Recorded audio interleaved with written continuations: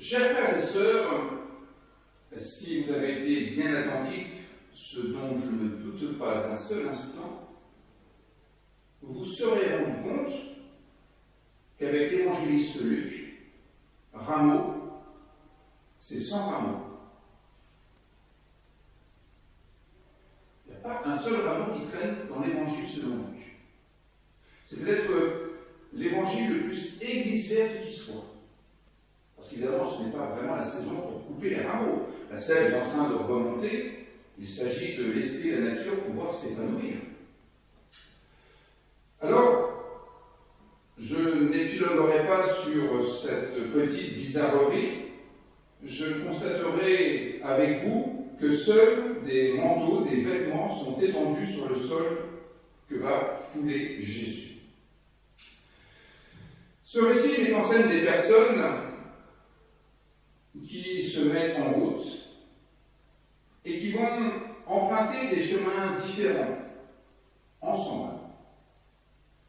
Et ces chemins, je vais tâcher de vous montrer de quelle manière ils forment l'humanité. Ces chemins, nous allons le constater, ne sont pas des chemins tout à fait nouveaux. Ce sont des chemins qui ont déjà été empruntés par ces personnages bibliques qui ont précédé Jésus. Nous allons retourner un peu dans ce récit fondateur de l'Israël ancien, qui est évidemment le livre de Samuel. Tout commence par l'envoi de 2 disciples. Leur mission est d'aller chercher un agneau, un petit agneau. Là, nous sommes en 1 Samuel 9. Lorsque Saül part avec un jeune homme à la recherche des ânesses de son père. Pourquoi la Bible s'intéresse-t-elle donc pendant tout un chapitre en 1 Samuel 9 à 2 personnes qui vont chercher des ânesses? N'y avait-il donc rien de plus important à dire à l'époque? Alors relisons-le encore, l'âne dans la Bible et la métaphore animale de l'homme. Lorsqu'on parle de l'âne, c'est une manière de parler de l'homme, en gardant suffisamment de distance pour qu'on puisse s'identifier sans être trop effrayé immédiatement. Nous le lisons dans le livre de l'Exode, au moment de la sortie d'Égypte. L'âne et l'homme ont en commun d'être rachetés à la naissance par le sacrifice d'un agneau. Tout premier-né appartenant à Dieu doit être en principe sacrifié. Mais l'âne et l'homme ont ceci en commun de ne pas être sacrifiés, c'est-à-dire gorge coupée et ensuite brûlés entièrement. Ils sont rachetés par un agneau. C'est une façon de dire que tout premier-né appartenant à Dieu, qui est source de vie, qui est origine de créativité, tout premier-né est donc lui-même inscrit dans cette créativité et lui-même vivant, au sens d'une vie en Dieu.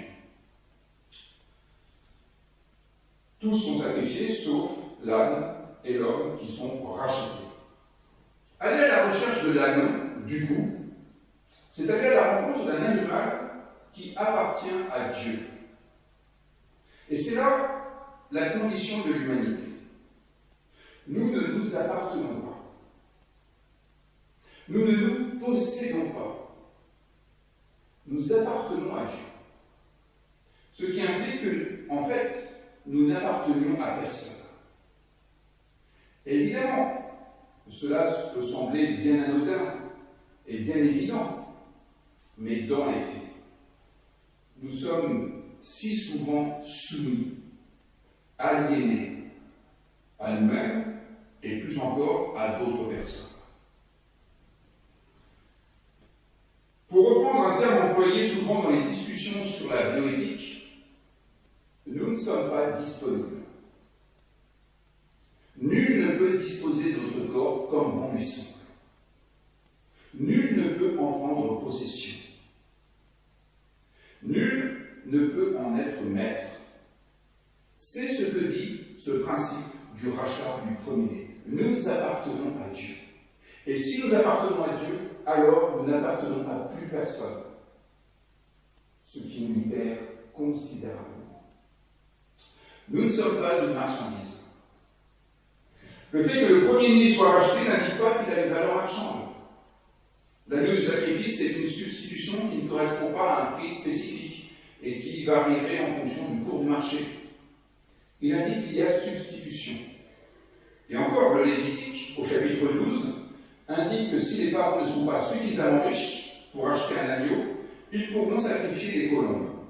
Et c'est ce que feront Joseph et Marie pour Jésus, un peu plus tôt dans l'Évangile selon Luc, au chapitre 2. Et que se passe-t-il juste après ce chapitre 2 d'ailleurs? La Sainte Famille perd Jésus. Ils sont à Jérusalem, ils rentrent chez eux, et ils vont le perdre pendant 3 jours. Pendant 3 jours, Jésus sera sans ses parents, seul.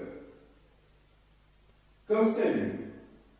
C'est au bout de 3 jours de pérégrination que Saül arrive à bon port, qu'il arrive au but.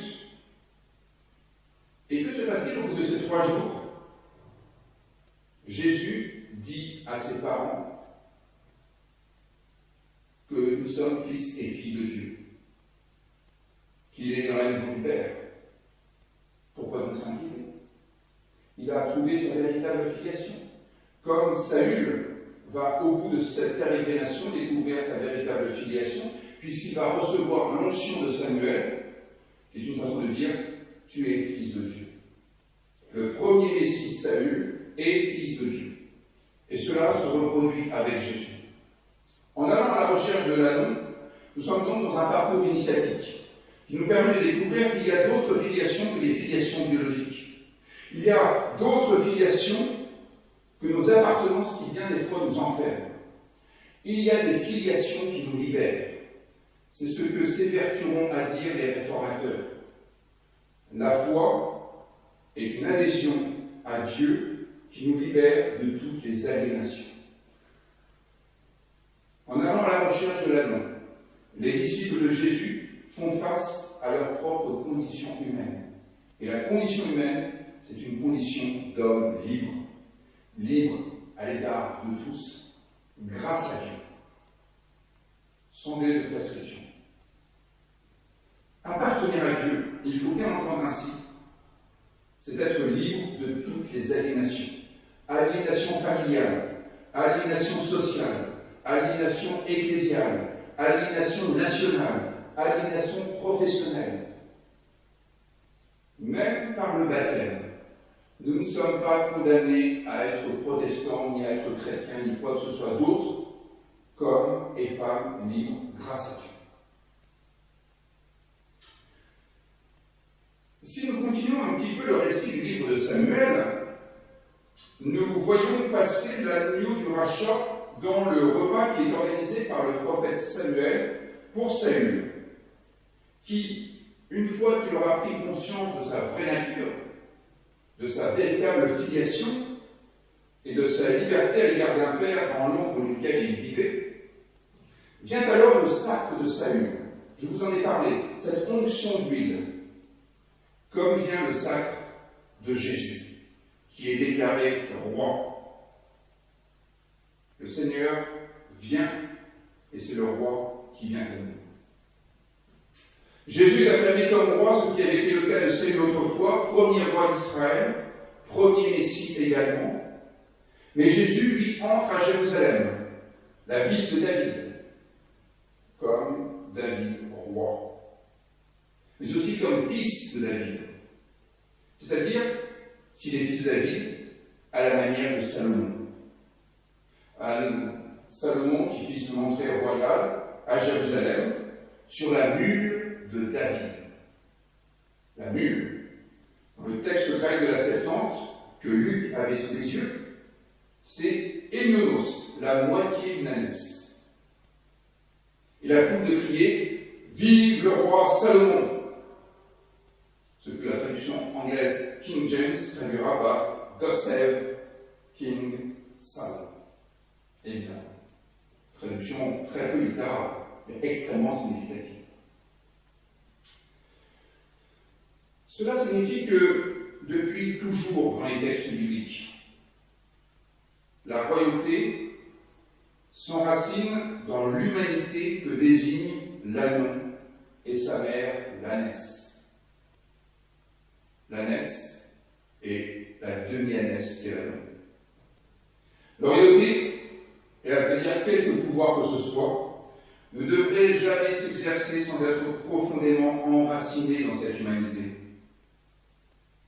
Et qui ramène tout à sa juste place. Qui ramène à sa juste place l'être qui n'est pas auto-fondé, qui n'a pas pris quelques responsabilités politiques ou autres à la force du poignet simplement, mais qui doit ce qu'il est à d'autres que lui-même.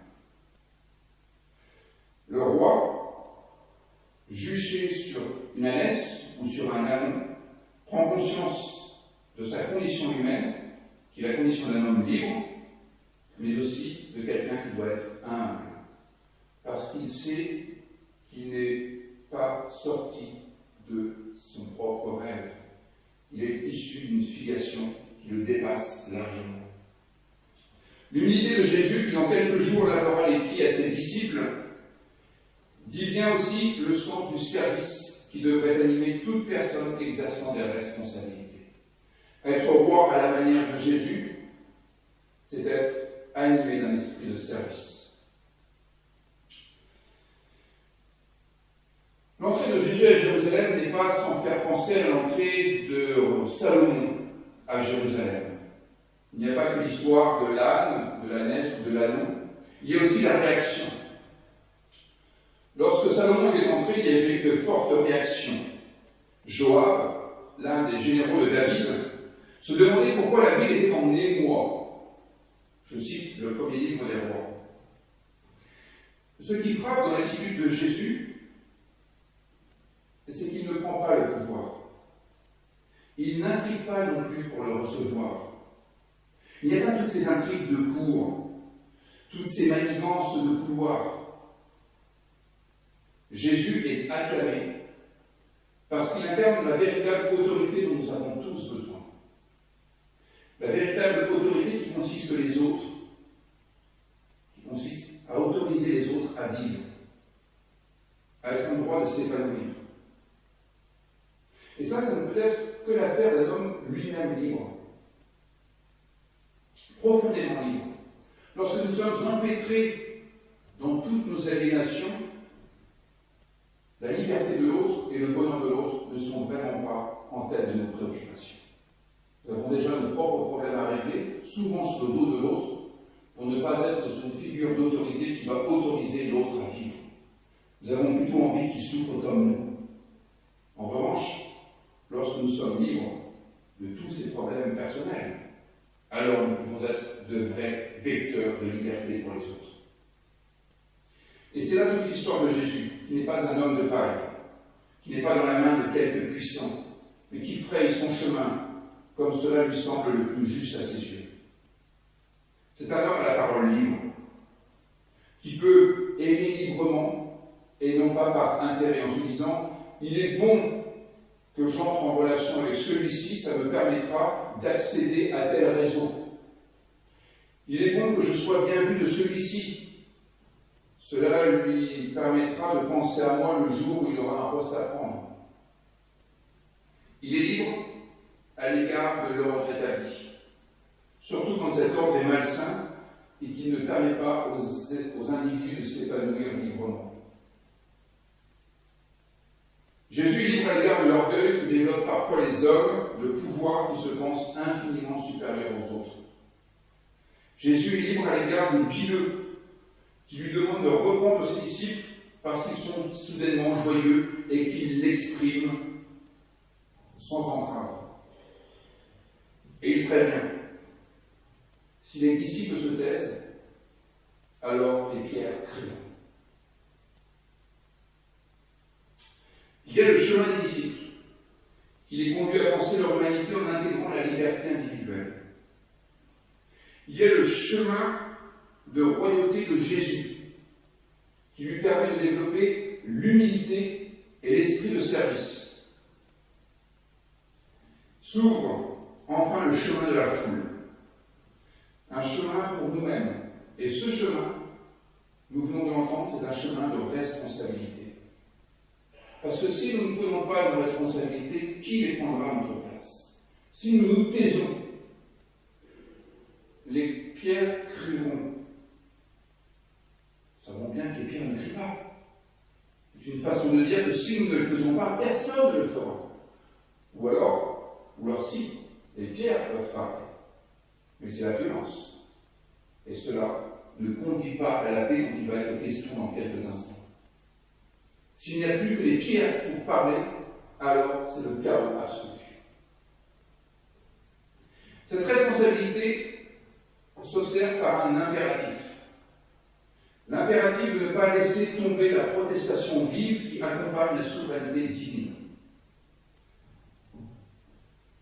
Ce qu'il y a de remarquable dans ce passage, c'est que des gens sont là, dans la rue, à hurler leur joie, et pas des revendications, et pas des souffrances, etc. Ils sont là pour dire les trains arrivent à l'heure. Trop de sociétés occidentales traversées de contestations et d'un râle généralisé en plein contexte de croissance en fait, avec un confort matériel que nous envient 2/3 de la population terrestre. Il faut quand même y penser de temps en temps. Ici, notre responsabilité, c'est d'accompagner, de manière exubérante si vous l'estimez utile, le chemin du sacré qui entre dans notre vie. Notre responsabilité, c'est de faire de la place pour le sacré qui peut entrer dans la vie de tout un chacun. Non pas témoigner contre, mais témoigner pour. Protestare, témoigner pour, être protestant au sens positif du terme. Pouvoir exprimer notre foi, non pas simplement nos doutes, non pas faire l'éloge de tout ce que nous ne croyons pas et qui font de nous de vrais protestants. Ah non, ça c'est pour les superstitieux. Bien sûr qu'il faut le dire. Mais le cœur de notre foi, ce n'est pas ce que nous ne croyons pas, c'est ce que nous croyons. Et c'est cela qu'il faut dire. C'est sur cela qu'il faut insister. C'est cela que la foule fait et nous enseigne. Témoigner de ce qui grandit. Témoigner de ce qui fait du bien. Témoigner de ce qui rend plus intelligent, plus sensible, plus aimant, plus heureux, plus joyeux. Il faudrait que nous ayons tous ce petit macaron qu'il y avait dans les années 80. Il y avait un petit sourire, puis il était écrit « Je vais bien, demandez-moi pourquoi ». Et il suffirait de répondre « Mais ma foi en Jésus-Christ ». Protester au sens de témoigner pour une société plus juste, pour des relations plus fraternelles, pour une compréhension de notre environnement comme création aimée de Dieu. C'est pour ça qu'on ne va plus couper de rameaux. Une création sans laquelle il est possible d'éprouver un véritable bonheur. Non pas considérer cette vie comme un enfer, mais comme le paradis originel. Ce bonheur, n'en ayons pas une vision trop naïve,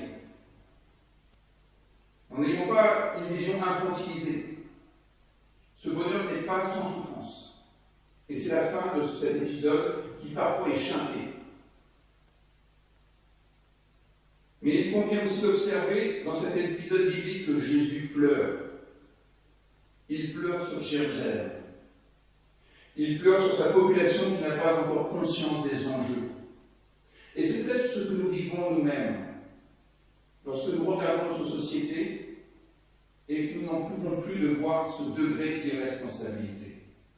Cet écart entre ce que nous devrions vivre ensemble et ce qui est effectivement vécu.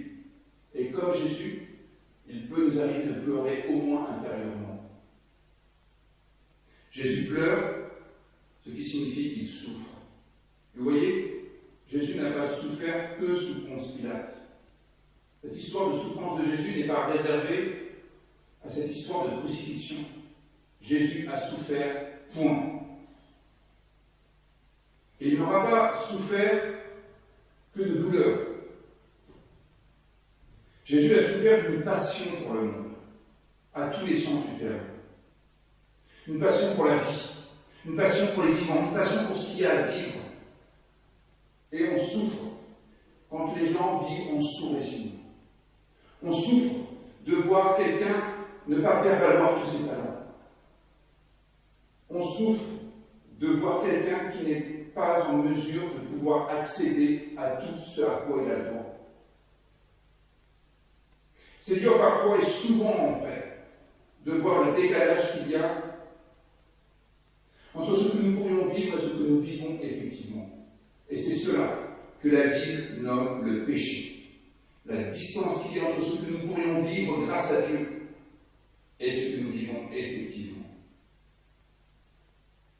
Jésus aura souffert de voir la distance entre la vision que beaucoup de personnes ont des relations interpersonnelles, qui oscillent entre le vide intersidéral et la recherche du profit maximal, et puis l'autre vision, qui est une vision biblique, et qui proclame que tout est grâce, et que cette grâce nous presse pour que nous nous engagions, pour que nous agissions, pour que nous entreprenions, pour faire preuve de solidarité, d'une solidarité active.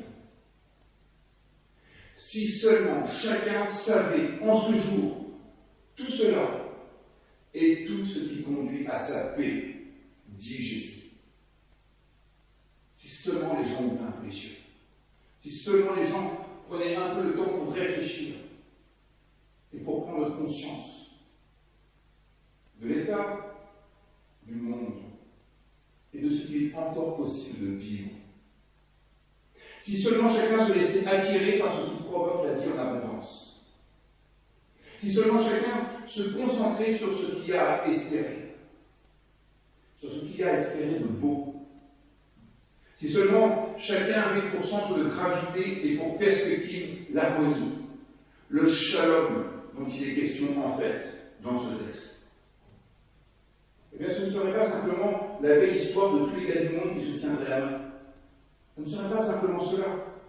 Qui, pris de bonne volonté, se dirait « Nous sommes tous frères et sœurs, tout va bien », et retourneraient chacun à leur propre préoccupation. Ce serait l'histoire de personnes ayant conscience de leur responsabilité. Responsabilité dans la marche du monde. Responsabilité qui est personnelle et qui consiste à apporter une réponse personnelle à chaque situation.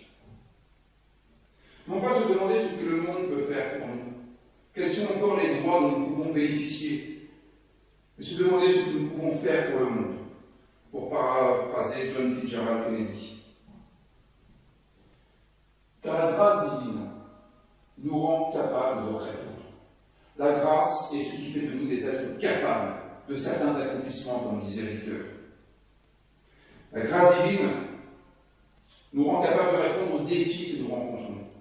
La grâce divine nous rend capables d'interroger le monde pour y discerner les chemins d'humanité, les chemins de service, pour discerner quel pourrait être notre propre chemin. Vous savez, dans le psaume 23, l'Éternel est mon berger.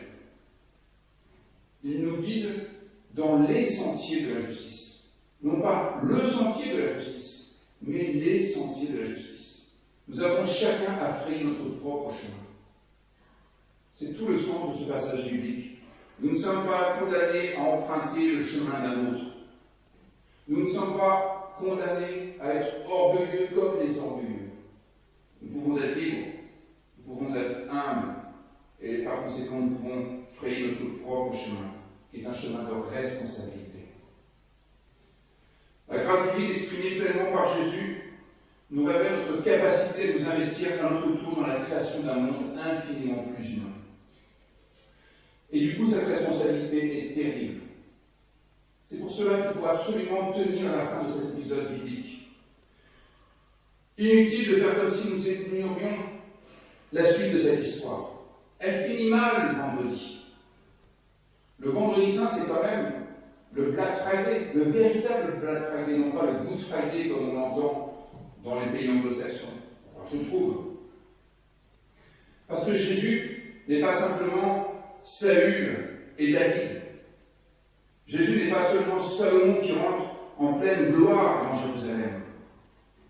Jésus est aussi Absalom, un autre fils de David, dont il partage la fin tragique. Comment meurt Absalom? Il meurt sur une demi-ânesse, lui aussi, enchevêtré dans les branches d'un chêne, suspendu au bois entre ciel et terre, et puis transpercé, comme le sera Jésus, pourtant portant lui aussi sa couronne de branches sur la tête, et accroché entre ciel et terre sur cette croix de bois. La grâce biblique, c'est une grâce qui coûte, pour reprendre les termes de Dietrich Bonhoeffer, qui a lui aussi vécu une véritable passion à tous les sens du terme. Il a vécu une passion pour une vie à 100 à l'heure, fortement marquée par la lumière de l'Évangile, qui ne laissait aucune zone d'ombre, tout était à aimer, tout était à vivre. Et une passion au sens plus chrétien du terme, par l'exécution qu'il a subie. La grâce n'est pas bon marché. Elle est exigeante. Elle est ambitieuse. Elle vise haut. Elle vise loin. Elle espère énormément. Elle est à la hauteur de l'espérance de Dieu. La grâce coûte parce qu'elle nous implique. Elle appelle notre sueur. Elle appelle notre énergie, nos larmes parfois, notre créativité toujours. Et elle nous ramène constamment sur le chemin de notre humanité pour que nous ne soyons jamais l'esclave de quiconque. Et cela, la foule l'exprime admirablement bien par un geste que nous avons totalement oublié, jeter son manteau. C'est ce que fera Bartimée, l'aveugle, dont Jésus croisera la route. Jésus va le relever, il va le ressusciter, cet homme qui était entre Jéricho et Jérusalem, c'est-à-dire en dessous du niveau de la mer, plus bas que tout, il était assis, prostré. Jésus le relève, et il le soigne de cette cécité qui l'empêchait de voir le monde tel qu'il peut être. Et que fait cet homme? Il jette son manteau. Il jette cette ancienne identité. Cela, c'est de l'histoire ancienne. Maintenant, une vie nouvelle s'ouvre devant moi.